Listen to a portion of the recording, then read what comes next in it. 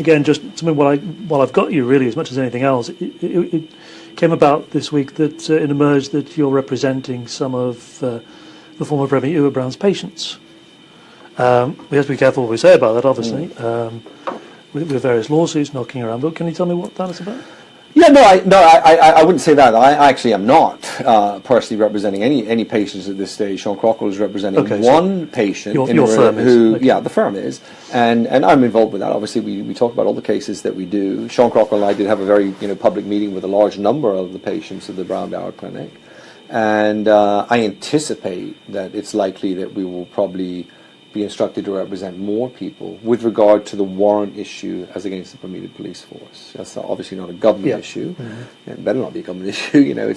It's a Bermuda police force issue. It obviously rolls in because then you've got the whole Lahey government civil suit, which I think is horrendously ill-advised. But I anticipate, we may well represent people there. Sure. You mentioned that. I have to ask now, why was it ill-advised, the Lahey government lawsuit?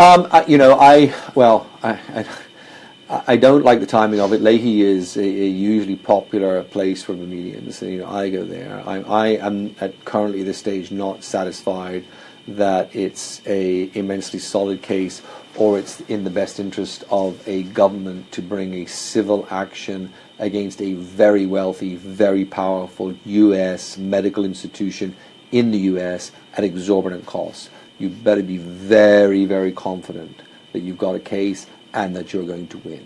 If you were AG, would you have done that? No. Not on the basis of what I know. No. And I certainly would have, but there's approaches to these things, and this may have been the approach. I mean, the first approach would be to get an objective opinion from a law firm that you clearly indicate to, if your opinion is that we have a strong case, you're not representing us. You start there. Because that way you get an objective opinion, and you may well pay a lot of money for your opinion, right? But that way you will really have an objective opinion where a qualified law firm, there's a lot of them obviously in the US, a lot of high-ranking law firms, so we give you opinion for $200,000 probably, review the whole case and say, yes, you have a strong case and you should extract counsel and go with. You then take that opinion and then you go over to the counsel that you want to instruct, the law firm that you want to instruct to actually bring the action. I don't know to the stage that happened, I don't know. I understand the a PR firm got instructed in relation to it and was paid. I don't know why you did a PR law firm on the litigation, and to me, it just, it just all ties in as being somewhat distasteful. I'm a big believer in, in my liberal way, call me old-fashioned, that justice delayed is justice denied. These allegations and scandals and all the rest of it have been kicking around for a long time. I know what it's like to be accused of being involved in scandal and conspiracies and all the rest of it. It's a lousy place to be, and I have been there. And as politicians, it happened to many politicians, especially if you maybe are stand out and you put yourself out there, you're going to draw it.